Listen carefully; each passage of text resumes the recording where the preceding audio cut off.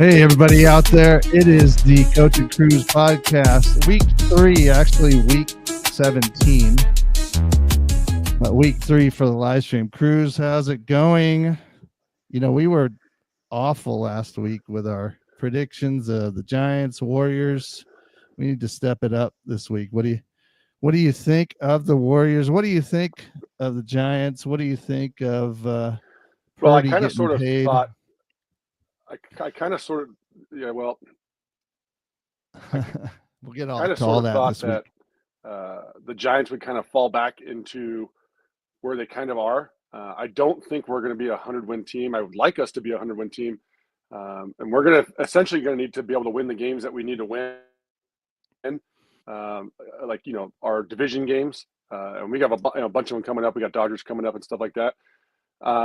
I think we're going to be pretty good moving forward. But I still think we're going to need to add a piece if we're going to be a part of like the long-term playoff picture for us.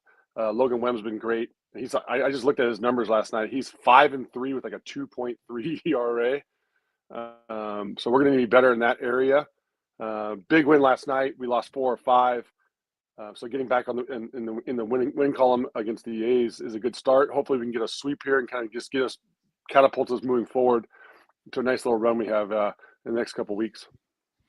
So on today's show, we're going to talk Warriors, talk more Giants, talk Purdy's contract Niners stuff, but we also have a special guest we're going to bring in here shortly, Coach Jared Vanderbeek. He's going to talk to us this week about the name, image, and likeness piece to college sports these days, and kind of how colleges are using that as they're almost, in a way, I'm going to say the C word, cheating, using it in a different way. But we'll hear from Coach and see how schools are using that to their advantage. And is it good for high school athletes? Is it good for college sports in general? So we'll bring in Coach here shortly, and that'll be a fun chat to have. But let's talk Curry. Warriors season's over.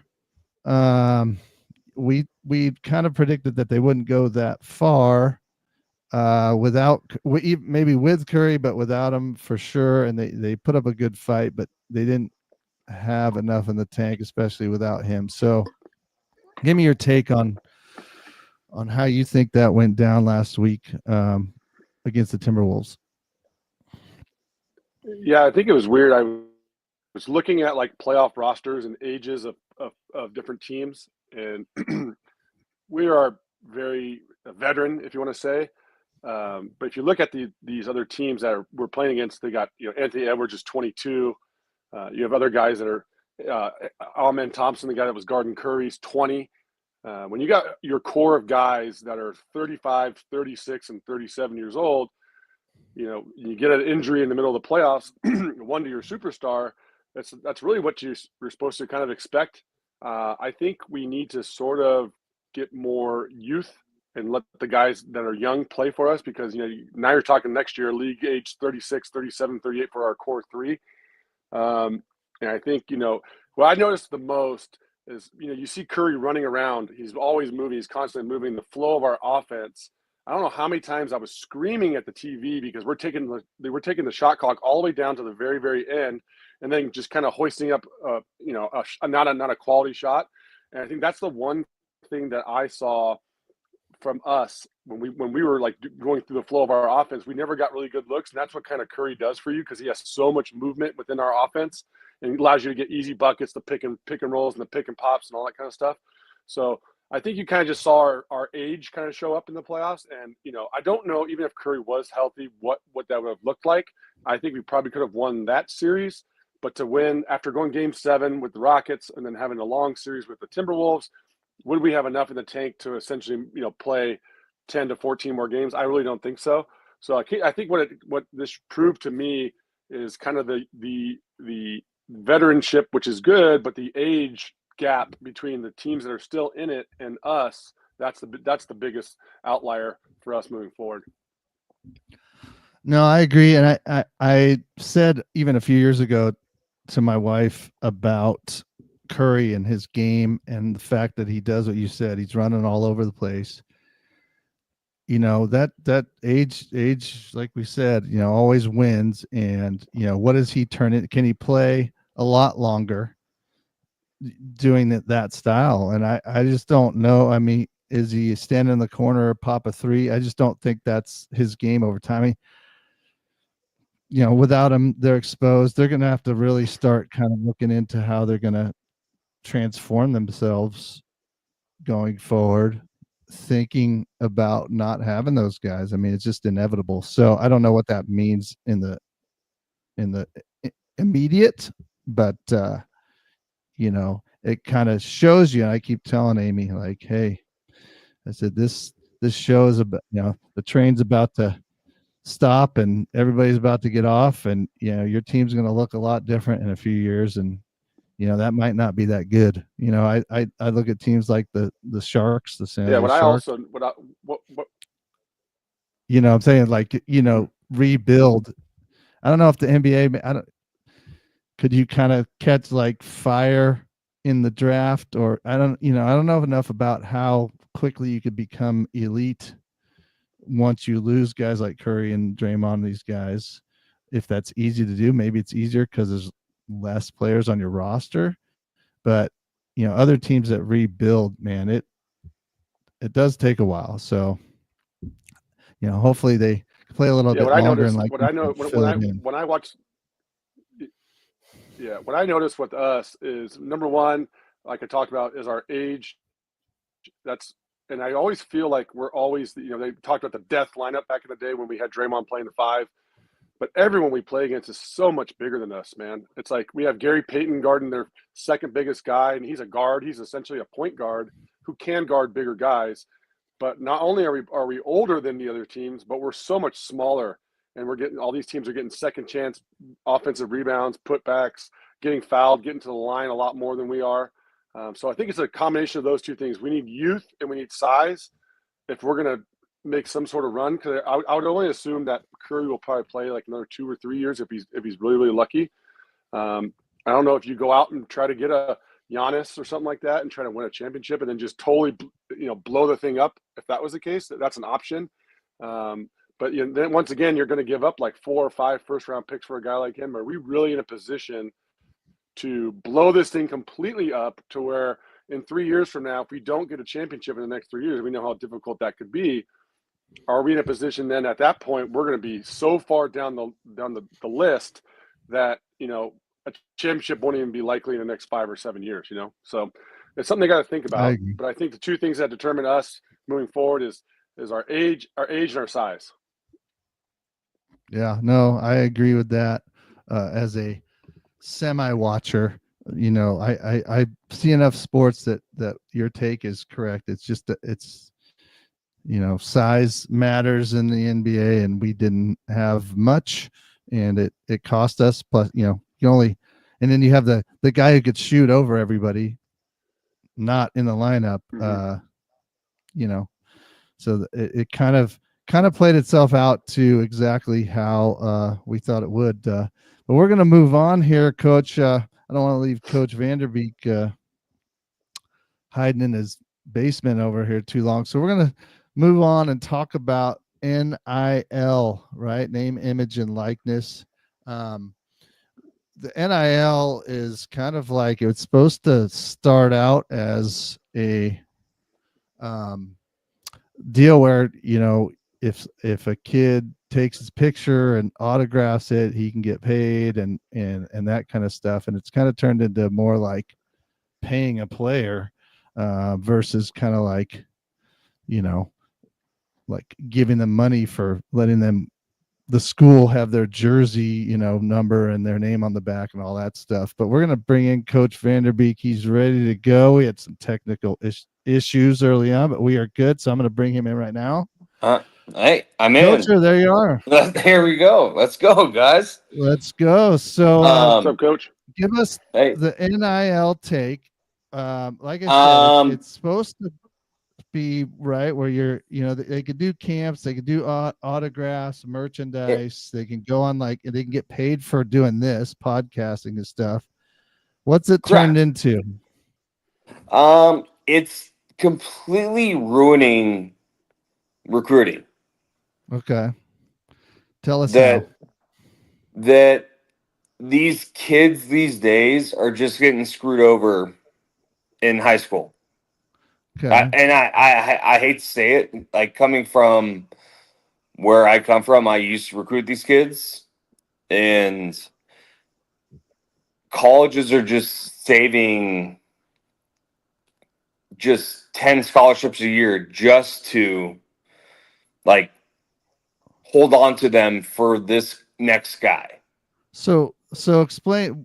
You coached. Correct me if I'm wrong. At the University of Hawaii, is that I correct? did, yeah. Okay. So So you, when Hawaii's recruiting a kid, good or bad, like using it for good or bad, like give me an example of how they would go okay. after a So kid. there was 3 kids that I recruited from Hawaii out of the Sacramento area that made it to the NFL, and we were the only offers. Those kids don't get that chance anymore Okay.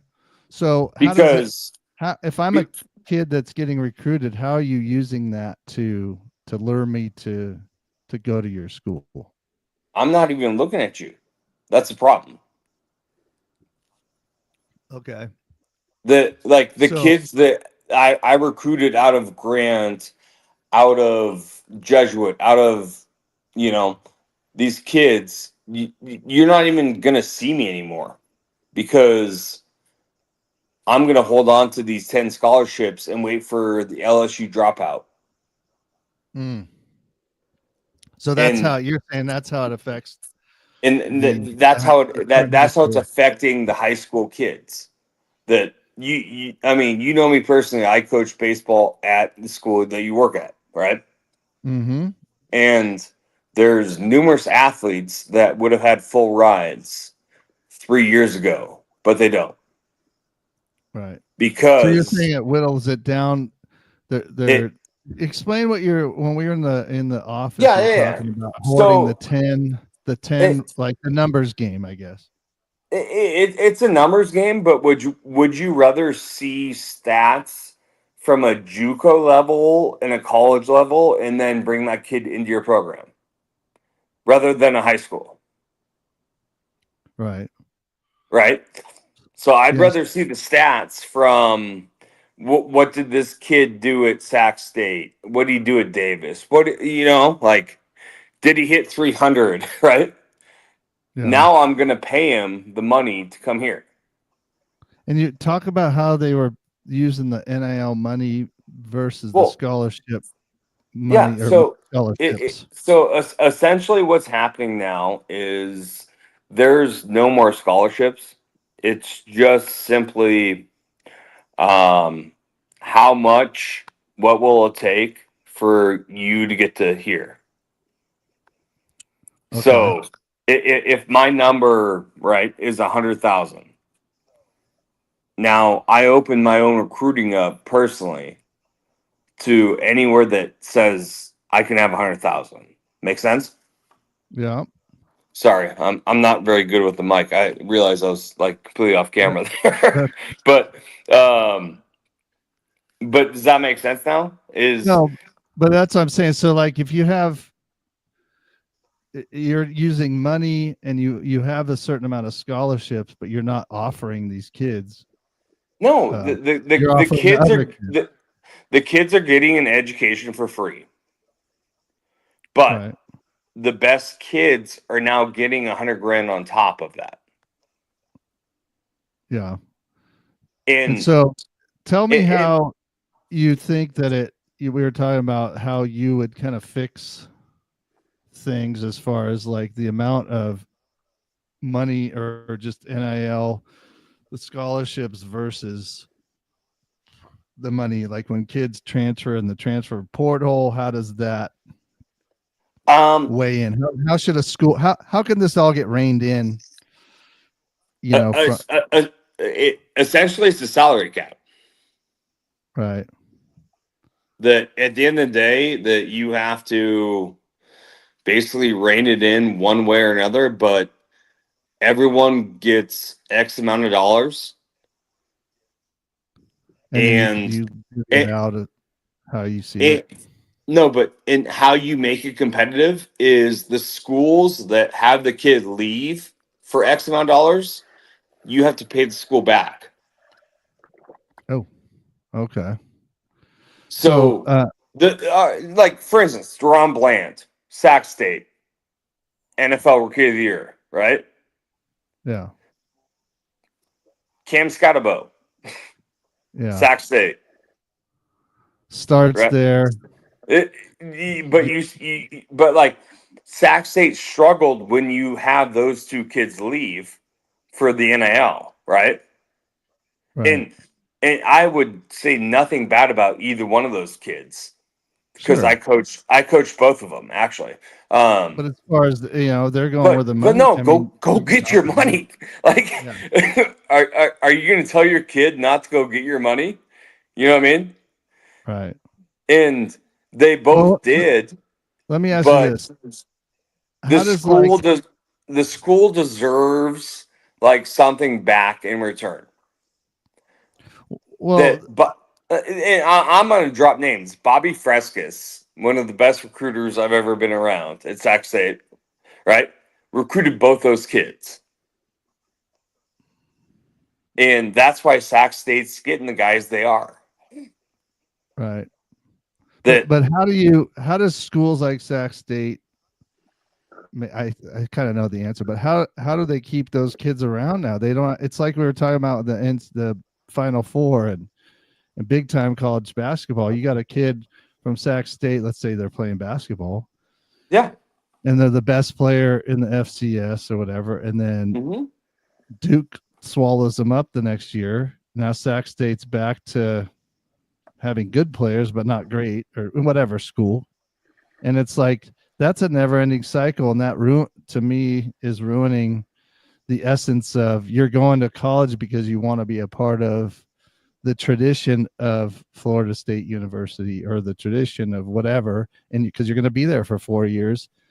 Now all these kids, it's commonplace in the media and the news Yeah. to see that a kid went from this school to that school to that school to that. Look at the DJ kid from Bosco that went to Oregon State, that went to Florida State, that went to, I mean, where did he start? Florida? No, I forget. You talking about DJ DJ Ungle. what's his name? Like Yes. wine name? Yeah. Yeah. Ukulele or something. Yeah. It ended up Underway. at yeah, I got you. Like but he was like he was not a good quarterback. Like first off, Well, like but it but like doesn't really I'm matter. Like, gonna throw that out there that like DJ Ulonji like was not what he was hyped up to be as a high school recruit.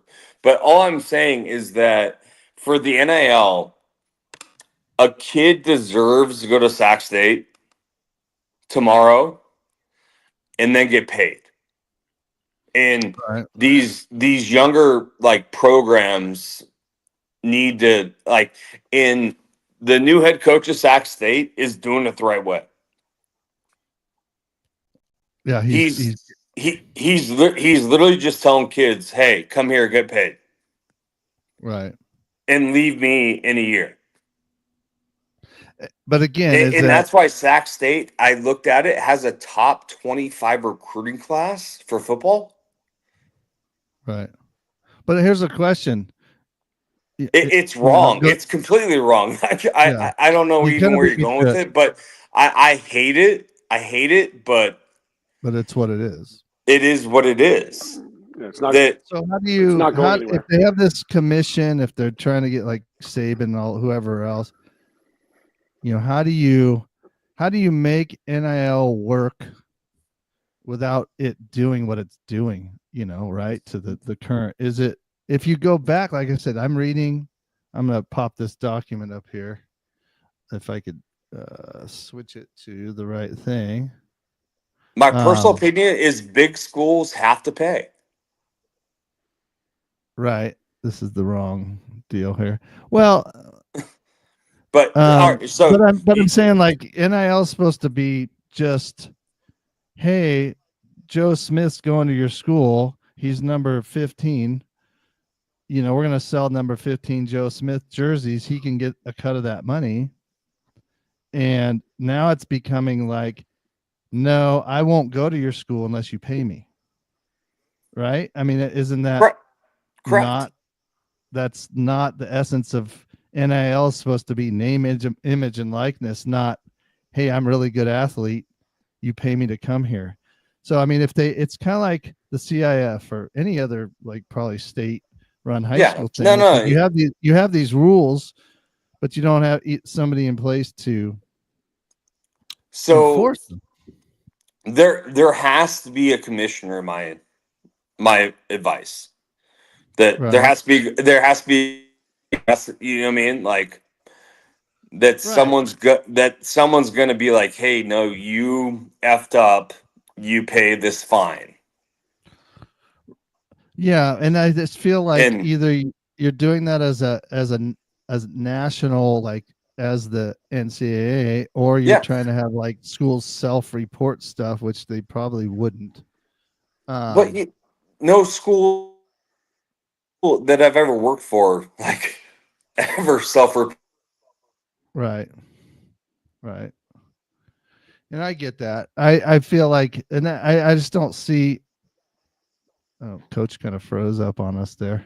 I don't see that as being an answer to. I'm gonna kick coach for a second. I don't know if his connection got lost, but Cruz, what do you think? Like, how do you think in your time, the NIL, like, how would have that have affected you and your decisions? Because it's changed, it's changed so much. Your path would have probably been totally different. It was weird for me too, because I initially got recruited by. So you always try to, wherever your backyard is. For us, it's San Jose State, right, for baseball. That I got recruited from San Jose State out of high school, then I went to junior college, but then all of a sudden I had the likes of Clemson, Miami, and LSU. Well, you would think that San Jose State would have came back out and re-recruited me, but they didn't. And so I always found that kind of interesting too. Like, I think in order for all these smaller schools, Sac State, San Jose State, like the mid-level D1 teams that are trying to get good, you want to try to keep the players that are in your area in your schools. But if I'm not sure if they just assumed that they couldn't get me, but I would have at least reached back out to try to like re-recruit me, even though I said no at a high school. So I think that's kind of part of it too. Like they think, okay, well, Joe Smith is getting recruited by Clemson, so he's obviously going to go to Clemson over Sacramento State. Well, I think you should still do your due diligence and still recruit the player and give him the option to either stay locally with the school that you're at, or for me, I went to I went my recruiting trip to LSU, and then everything kind of changed from that. So I think a lot of it is these smaller schools, Sac State, San Jose State, like if you don't, it's not like their pedigree is so good where they're getting to the College World Series every year. Um, it's hard for them to keep the players that are nationally good, not just good locally, in their home, even home state anymore. They're going to go to these bigger colleges, even for baseball. Well, and I've seen stuff too now with football guys. They'll go get recruited by Ohio State or whatever, and they're not even taking their recruiting trips without getting paid to go out to Ohio. It's like, you got to pay me 25 grand just to be on your campus to talk to me. I mean, that's friggin' ridiculous. And here's the thing, you're stuck as a coach. You're the number one running back in the country. You're making these demands. And Ohio State, I'm just using them, but it could be anybody, goes, yeah, we want this guy. Like, do you know what I mean? Like, you almost have to do that to get the good guy. Do you know what I'm saying? It's like, then you're going to do that. And these coaches are kind of just, you're almost you're not a football coach anymore. You're kind of like a business manager of stuff. Do you know what I mean? Like and then the other thing is, without transferring too far into the Purdy thing, Purdy makes his almost 4 million or whatever over his year 3 and whatever the years he's been in the league. He bides his time. versus the kid, the incoming freshman, who's a good high school player, but you're paying him whatever your dollar number is, and the guy's not very good or whatever.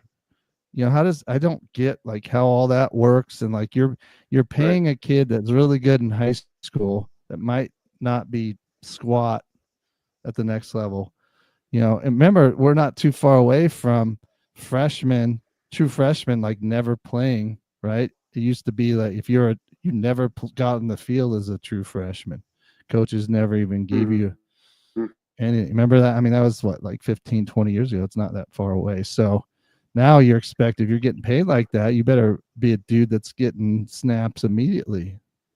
Um, and if you're a kid, and I'll bring back Jared right here, because we were talking about, you need to get snaps early because you want to have film laid down. So if you end up transferring, people could see that you actually were something. So I think Coach Vanderbeek is back.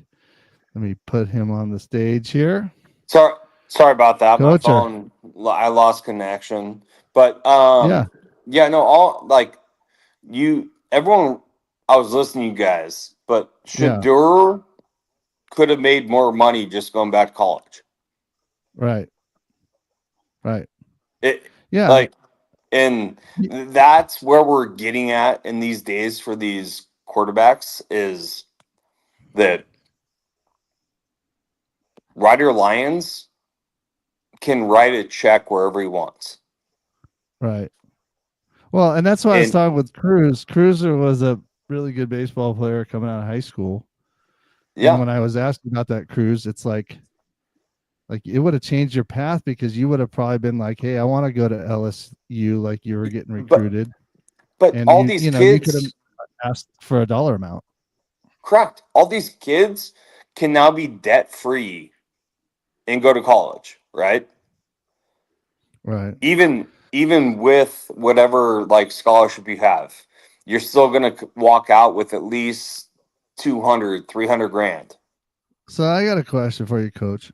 If I'm Yeah. that guy, whoever, that good Yeah. player, whoever's Hmm. getting recruited, how much do I care about math class in college, or a psychology class, or a chemistry? I mean, I'm getting paid to do a job, which is football. Is my job school too? That's a serious question. But I just feel like if I'm making that money, I'm going to pay some nerd it to take my math tests. it depends on the athlete though. How so? Like, do you think that you're that good that you're gonna like get paid the rest of your life to play sports, or are you someone like myself that got paid but realized I ain't making the pros, right? And so I took every college class serious, Right. I and just that I have a I degree and I get have a that. Good master's, point. and like we all wanted to be pros. Sorry, what were you saying, bud? No, I was just saying I agree with that. I No, think that, but you might be different in this. It's because it sounds like the money is so much that it kind of taints your mind, in the sense of like, I'm getting all this money. I'm actually, I could be better than I really am. Because the numbers say it's hard to still, even though you're playing college football, it's hard to get into the NFL, yeah, or but NBA if or I Major came League and gave Baseball. you 200 grand tomorrow, are you gonna turn down? Right. And that's my point. But So even I'm like, saying, like, like, I take that money and I go, and as and an then you're gonna 18-year-old kid, I'm thinking I don't need to go to math, that correct. day. Yeah, It's a you're gonna tough. fail out of college for sure. So that's where I'm can I that's to me like part of the problem, right? It's like it, it's this money in your face. It's not about going to whatever state university just to be a part of the school and do and the other thing is, what part of this is, if I'm giving you that money, uh, the school's giving me that money, I'm basically like an employee of theirs, but it's not the versus school like, though. Yeah. Oh, okay. Yeah. You see what I'm saying? Yeah. It's an investor into the school that's giving you this money from the outside in. But that's where I feel like these coaches are probably trying to get out of everything because it's like,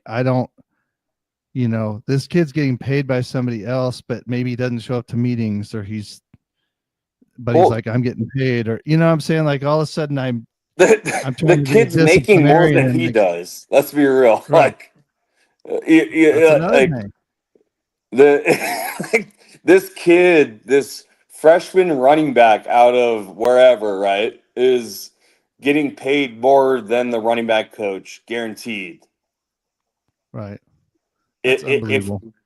like that's where this like needs a commissioner, in my opinion, is the fact that a kid can show up to campus day one and is making more than the coach that's trying to get him like a lifestyle that he wants and go to the NFL. Right. That's where my issue is the kid's going to make 200 grand year one without ever taking a carry. Right. Yeah. But No, the it's all coach kind of is fighting for his life, right? yeah. And Yeah. supporting Yeah. his family. And And the other thing the is we're talking about one kid and you got yeah, several you're having to yeah. deal with. Yeah, you got 5 in an RB meeting room, Right. right? And so it's like like a school like Texas, you got close to $1 million sitting in a meeting room, and you're Right. making 250. Right. It's wild. So like a salary cap, a commissioner is where I would go with all this NIL stuff personally. No, I mean, they need to figure out some way to control it. It's like opening Pandora's box and people are Oh, running for sure. wild. And the other part of this is again, using Sac State. It doesn't matter, San Jose State. Like you can't compete over the years financially. Maybe depends on who's footing the bill, but Yeah. there's these big giant schools seem to have more money. But even a big giant school, do they over time? It's like that's a ton of money just to give a kid. What are you getting at the other side of it? I'm paying this running back $200,000. We better be winning a national championship or something. And There's got to be well, all other. It's just a seedy underbelly of yeah. disgusting money is really what it sounds like. But I mean, there's FU money that lays around, right? For these Right. guys that just to like be like Arch Manning is going to Texas. Right. We want them there. The, Gonna pay whatever it and costs. there's oil, you know what I mean? Like Yeah, I'm yeah. going to give him $4 million a year because of the name, right? And Yeah. when you think of college football right now, what do you think of Arch Manning, Texas? So Right. the Yeah. NIL There's a is lot. actually doing its work Right. It's for crazy. Coach, we're gonna move on. I eh, appreciate you coming on and giving us the of insight course, man. on this Yeah. stuff. And But yeah, you know, you guys go on. It sounded like you guys like to gamble a little bit. So I'm taking Scotty Scheffler to win it, right? Even yeah, though he's there's down. not there's not It, many like even though he's down, what was it, 5 strokes this morning? Scotty's gonna take it. all right. We'll All mark right. that down. Cruise. Mark it down. Hot take. Hot take. Hot take. Hot All take right, this Coach. morning. There we go. Scotty's taking it. There you go. Thanks for coming on, Coach. I'll Of see you course, Coach. around Hey, campus anytime here. you want me on, I'll come. Bug you guys whenever you want. All right, Coach. Take All right, care. later. Thanks. All Bye. right, brother. Thank you for coming on, man. So I'd like to kind of get going back into like the Purdy thing. He's making 4 million over 3 something million over 3 years, and then works his butt off, gets his contract, where these college guys were making more money than him over the course of 3 years. It's just wild how, college age kids should probably, like we were talking about with Shedeur Sanders, stayed in college and made the money there. Do you know what I mean? Um, But I so think that's ultimately just it doesn't weird really how, matter if he becomes the starting quarterback of the Cleveland Browns at some point this year, which I think he might even be able to break camp as a starter. None of that stuff where you get drafted really matters. His family doesn't need money essentially, but yeah, if he would have went to an Ohio State and we talked about this, transferring out of Colorado and going and play with the big boys for a year or two, obviously that money and the draft status would definitely go up. But I think long term for him personally, I think he's got a legitimate shot to win that job. I mean, so with that being said, in the long term for him, it doesn't really matter. yeah, I think that I think proving yourself is definitely, obviously. I mean, and that you do that in high school, you do that in college to get these contracts. The same thing with what Purdy did, And I'm curious, like we talked off camera a few times about, having good cop, bad cop. I want your take on Purdy and the contract, and was it a good thing, and why or why not? And I'm curious what your angle is now that he ended up getting paid. I mean, that we kind of sort of predicted months ago. Where do you stand? I mean, I think once you get past the point of that he's our guy, which obviously he was going to be our guy, whatever comes with that, meaning how much money he's going to get, you kind of have to just be okay with. Do I think he's a $53 million quarterback? No, I don't. But I don't think Tua Tagovailoa is a $53.1 million quarterback either. So it's the market that sets it, and he's had 3 successful seasons. It was his turn to get paid, and that's what they did. I knew they were gonna pay him. We talked about that quite a bit. I thought it was going to be in the low 40 range, but obviously the market suggested that he gets more, and so he's like the 7th highest paid quarterback in the NFL now. So I'm happy. How I'm happy. much? I like Purdy. I think he's a great guy. Yeah. How much do you think his agent in there going, "Hey Niners," he's looking right in their face as I point to the camera here. "I saved your ass. My client saved your ass. You drafted Trey Lance. He was awful. Jimmy G's always hurt. And my client comes in and almost wins you a Super Bowl, keeps this franchise, long storied franchise afloat. And you better pay his ass." I mean, obviously it's said differently, but in reality, that's what he did. Did he not? I mean, they could have gone somewhere else and maybe hit, but that's why they paid the guy. I mean, to me, he saved their ass. He saved their jobs, is what it was. At least John Lynch. I think it's one of those things too. Like when you're drafting new quarterbacks, new players, but especially quarterbacks in the NFL, you don't know how they're going to be in the NFL. With Purdy, you already know what you're going to get, right? He's got 3 quality seasons under his belt. He's a leader of men. He's a great locker room guy. And like I said, the market tells you how much he's supposed to make. And that value, which we can say all, till we're blue in the face, that he only deserves to get $40 million a year because we think he's that good of a player. But we don't get to choose that. The market chooses that. And the market says he gets $53 million a year. So I'm happy to just get it over with, to be honest with you, because I think once you get past the fact that he was going to be our quarterback long term, and we talked about this many, many times, we both agreed that was going to be what was going to happen. Once you get past that point, then you just move on with what you got, and you got a good guy, and that's the reason why I think you got rid of a lot of guys, and we're going to look younger in a lot of areas because the 49ers knew damn well that they're going to have to pay Purdy, and they ended up paying him.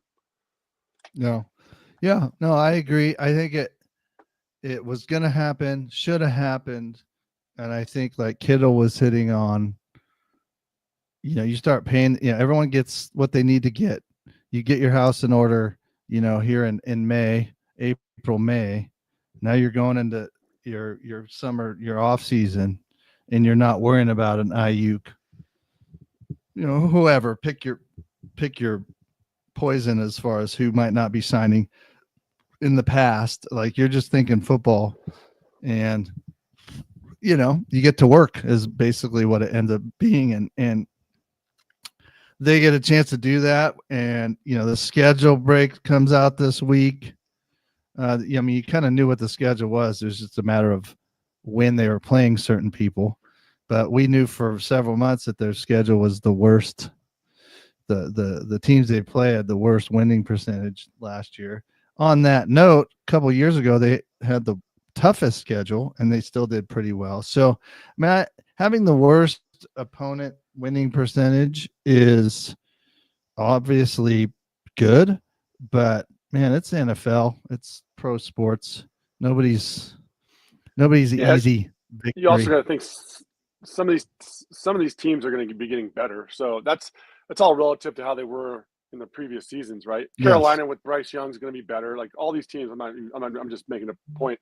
I think an interesting thing that I read yesterday, or I think I saw, we don't play anybody off of a bye either. So, which I think is good for us. Right. You know, Well, we're going to be young. I think we We're kind of sort of rebuilding in a way, but I mean, I think we might be better than people think. You know. no, and that's the thing. I mean, obviously, I feel like we're going to be solid, and I just think everything lines up, right? Is there the conspiracy theory of the Super Bowl being at Levi Stadium? I mean, there's a lot of things that like line up, and selfishly as a Niners fan, forever, you want them to do well, and however that happens. So if all these things are lining up for them, awesome. But you still got to go out there and perform. And the other thing, the elephant in the room, man, they got to stay healthy. I don't Sala, you bring him back, whatever. You got these new young guys. You're paying all these guys, but if we get like 5 guys hurt again, and the O line breaks down, that's probably a weak part of the team at the moment. They can go sideways fast again. Yeah, I think the biggest part for us is in years past. I think 2 years ago we had the Bosa deal that was getting done, and he ended up getting banged up early, missed a bunch of mini camp. We got guys now in place before the season starts. We can go to work. Purdy's paid. Everyone's happy, and we're starting to turn over a new leaf with some young guys and stuff like that. I think this is good for us, assuming we can stay healthy. Hopefully, having a Christian McCaffrey healthy all year long will be good, and having a mixture of young guys and veterans. I really do think we're in a good spot. I think honestly we have a chance to be pretty good, and I think we're probably going to surprise some people moving forward. No, I agree. I think I said it on one of the podcasts. I'm gonna have to go back and like all the takes I've made and see what actually hit. For the fact that their roster at one point looked pretty bleak, especially them losing all those guys. Everyone was freaking out. What are they going to do in the draft? Are they trading Purdy? Da da da da. And I think I said somewhere in there, I said, I think they're going to be good. I think they're going to end up. I think you get rid of, as you rotate your roster around, there's less complacency. If all these new guys coming, they don't know anything. They're trying to prove themselves. So guys got to play their ass off. And then you got the other guys who are getting paid a ton of money. So now it's their job to play their ass off. Plus they're veterans and they understand that they need to do that. So I just think there's a lot of things that line up for them this year. And, we'll see how it goes. I think the injury thing is the main bugaboo that they got to overcome. In the years that they've been healthy, somewhat healthy, everyone's always hurt in the NFL, just nicks and bruises and stuff. Man, they've been tough. So if they could stay healthy, it could be a long ride, fun ride, hopefully, back to Levi Stadium in February for the Super Bowl. So well, plus I just think we have a good mixture, right? You have to have, like you said, you have to have that mixture of veteran guys that have been around and guys that are hungry and new and young and willing to listen to the veteran players to be able to be on the field and be a threat to make us really good long term. I think that's kind of what we needed. And as you piece these draft picks into our schemes and what we do, I think we really did a really good job of getting rid of guys that we need to get rid of, and we got guys that that are young and hungry and willing to, make an impact right away. And I think that's what the Niners needed. And I think it's also important. It's not like we are in some juggernaut division. You got Seattle, who's been kind of the same for a while. The Rams are kind of up and down, and the Cardinals. It's not like it is a very winnable division, and I think that's important too. It's not like you don't have like the Eagles and the Cowboys and some of these other divisions that have top to bottom maybe look a lot better than ours. So I think as long as, like you said, as long as we stay healthy, we're going to be in the mix. There's no doubt about it. Yeah, I think it'll be fun to kind of see how these new guys, the rookies especially, I mean, they do the mini camp. They show Mikael Williams like pushing a coach down to the ground, and yeah, I it saw sounds like he's like the most awesome player ever. I'm like, dude, that's like pushing me over. Like, come on. And he's got to go through some NFL offensive linemen before you could anoint him as the best player that ever walked the planet. So I don't ever take into account like guys film when he's wearing a t-shirt and shorts. You start showing me the film when he's blowing through linemen in a real game, then we'll have a conversation. So, but doesn't mean that we're not excited to see what those guys are going to end up doing, because I think they got this. Some guys are talking about their draft being not very good or whatever. I don't know about that, especially when those guys, if they read that stuff or see that stuff or hear that stuff, man, little motivation. You're saying that I'm not that good is basically what you're saying. I think that would motivate me to show people that I deserve to be a first round pick or wherever I got picked. And so anyway, I just think that got a lot of positive things happening now. Remember just a few months ago, we were like, what are the Niners doing? Where are they going? What's this going to look like? And now it's kind of starting to come into place. Yeah, the idea I think too is like when NFL free agency came about, and we saw a lot of pieces that could fit our system and our schemes and all that stuff, and we just kind of either didn't go after them or they wanted more money and we didn't get them. We in turn replaced those with young players. So you can go about it two ways. You can just add veterans and throw them into the mix, or you draft young hungry kids and hopefully they pan out and all your scouting and all the tape, all that stuff works out. So yeah, I mean, we definitely have a full roster. I think the big thing that you said, that's our biggest concern, is offensive line. So hopefully you get like a healthy Trent Williams all year long. And so, that will kind of play itself out, and we'll see how the season goes and moving forward. But I think what we did was attack a need.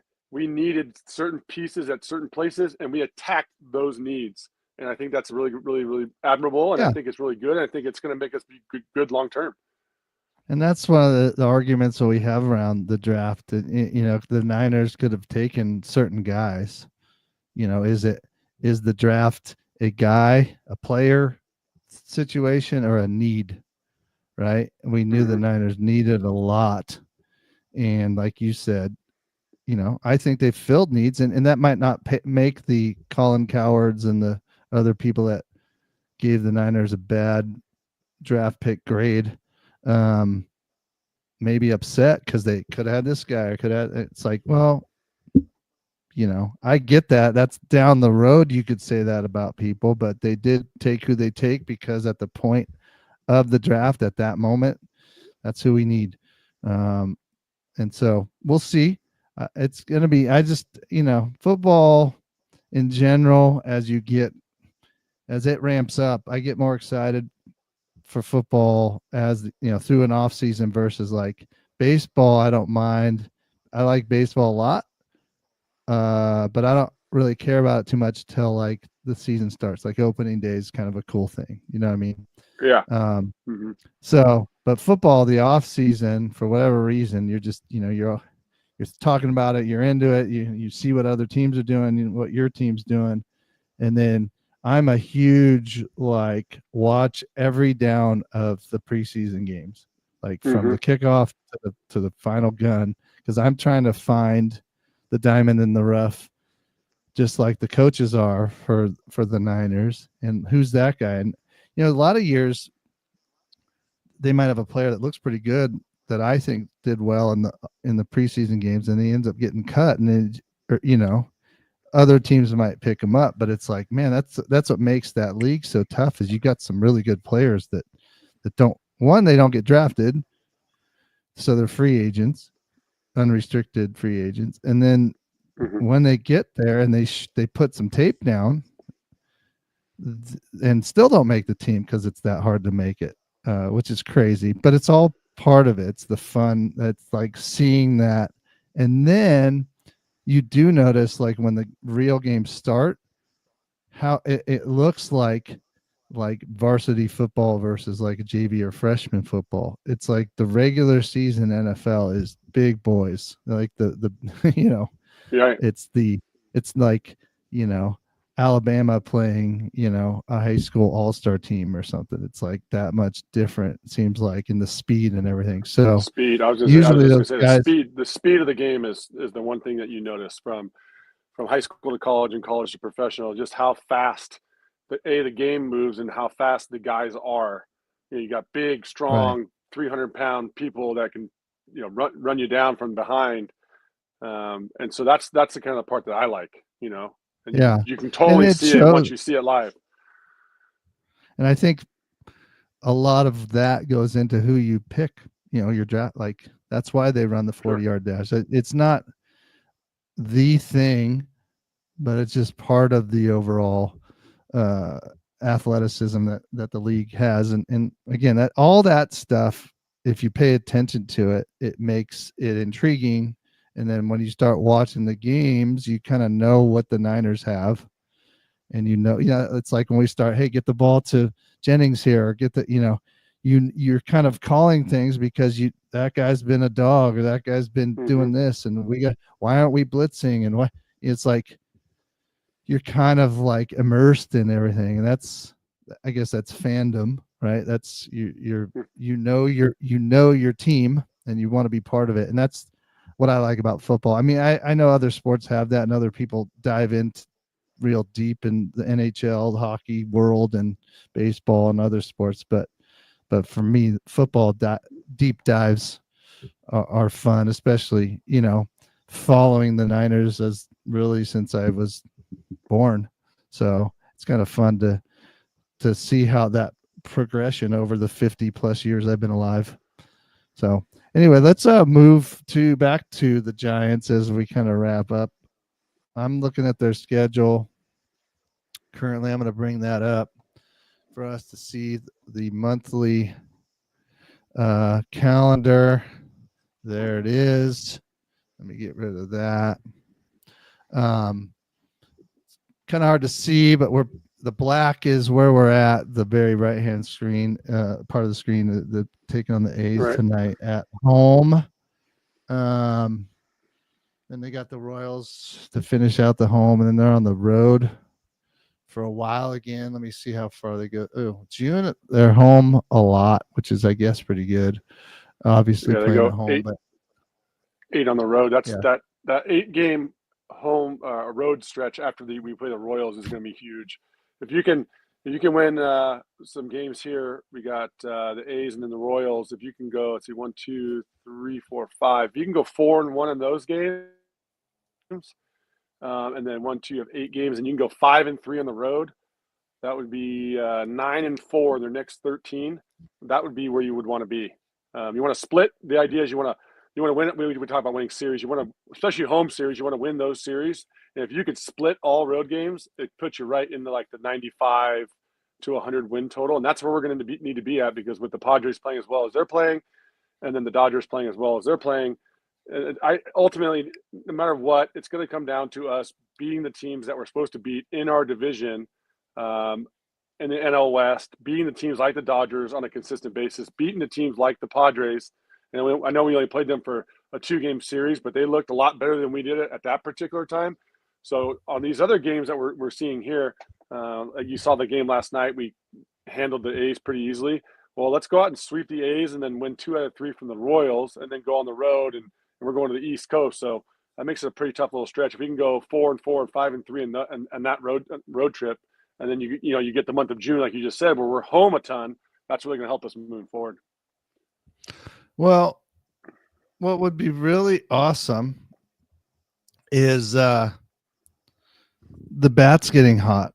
I know Flores went crazy town last night, which is awesome. Again, I need to find that clip that I predicted his awesomeness this year. But they're batting. What do you think their team batting average is, Cruz? I'd say 232. You are real close. I'm going to pull it up right here. It is. It's very hard to see on this really small screen. It's right there. And they're batting as a team 239. And yet can you imagine if they catch fire? Yeah. I mean, I know we talked about, is Lamont still in the lineup? I didn't really pay attention to their lineup this week. He is playing, but not on an everyday basis. I think he's playing obviously mostly against righties. And then when they have a lefty, Wilmer's been playing first base mostly. But you got to get guys like, Adames has had some flashes of some good games. We've texted each other back and forth. Right. But like, he can't be a 225 hitter making as much money as he does. Chapman's going to have to hit in the 260s and 270s. Adames is going to have to hit in the 270s or 280s. And then Young Ho Lee, I always mess up his name. He was hitting like 325 early in the year. Now he's down to 280, I think, or something like that. So those are going to be the pieces that we need to have. Yeah, just moving forward for us to be in the hunt against these guys like the Dodgers and the Padres, just because they're in our division. We got to stay. I think our pitching is fine. I think it's all about offense, like you said, and finding what core of guys that we can use on a weekly basis to keep us moving forward. And we got to keep hitting. We have to keep hitting. That's the number one thing for us. Yeah, I think that it's interesting how far along in the season that they're and how bad the bats have been, and yet our record is still very good. And that just shows I know I noticed that when you just kind of peek in at a score, the scores are usually low, and the pitching staff's probably in their meeting rooms grumbling a little bit about getting the bats going, because that'll help them out even more. So I think they're right there. I just maybe when the weather heats up, literally, the dog days of summer, we aren't there yet, because it's the start of the summer. But maybe when the weather heats up, the bats heat up. I don't know. But man, I feel like this is the kind of team I'm going to go on record here on this cast. They're going to probably have a 10 or 12 game winning streak somewhere. Maybe it's that June. I know the schedule's tough in June, but they're at home. I just think they've got the pitching. If the bats come around, they're super dangerous. Super dangerous. Yeah, I mean, you just gotta. What you do have to do is, now that I think we're like 6 or 7 games over 500. And talking about like a winning streak, you want to avoid the 8-game losing streak, right? Once you get down to that 500 level, you seem to become a 500 team, right? So now that we're playing above that number, we need to stay at that number or greater moving forward. So that's kind of what I'm going to watch like the next 2 or 3 weeks is, can we not only keep that 7 or 8 games over 500, but maybe extend that to 10 or 12 games over 500 and avoid that long skid where we go, lose 7 of 9. And all of a sudden now we're back at, 500 moving forward. If we get to that point, then look out, because then, it's going to be tough to catch up to the Padres and the Dodgers of the world. Yeah, I mean, I'm looking at their standing of the NL West, and the Cardinals who pitched well against the Giants recently, and at least 2 of the games. They're 3 games over 500, and they've won their last 2. So that division is tough, which is good because it'll keep them battle tested. If they, even like we said, even if they don't win the division, if they get in the playoffs, The No NL doubt. West is probably going to have 2 or 3 teams in the playoffs potentially. Mm-hmm. So, like you said, I just keep rolling. Don't have a bad streak.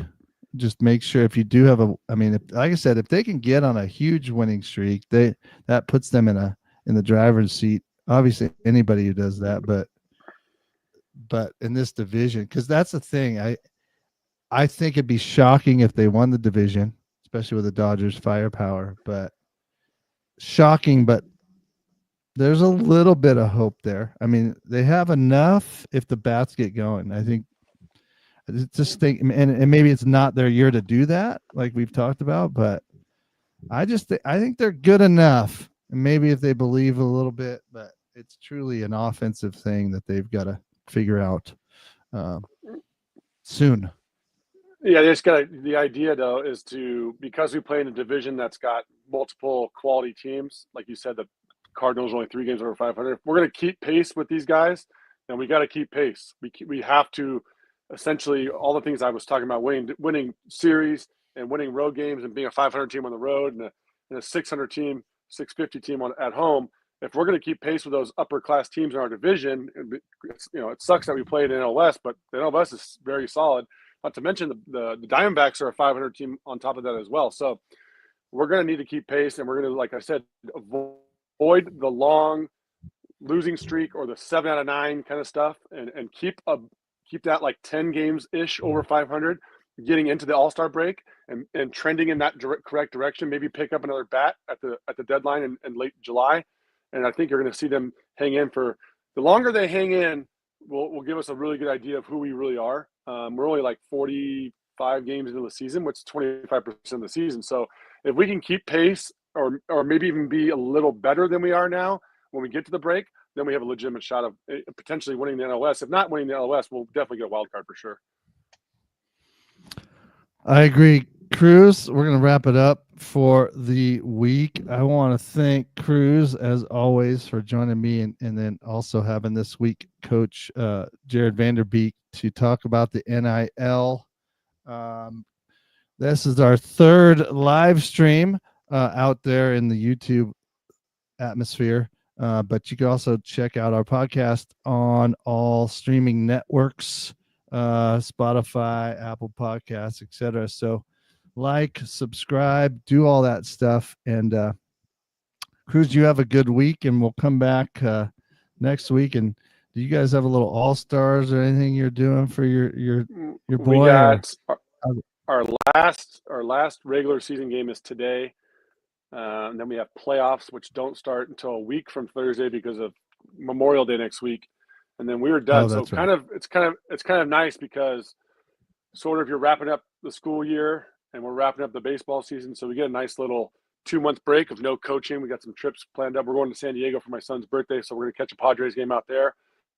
So we're just kind of trying to wrap up the spring baseball season as well as the school year. You guys are almost done. I know that. I think we have something like 2.5 or 3 weeks left. So we're getting close to the end. I have 6 regular days and 2 finals days, but who's counting? I am. Yeah. All right. Well, Cruz, it's always good to see you, and to the world out there, we'll see you next week. We'll catch everybody next week.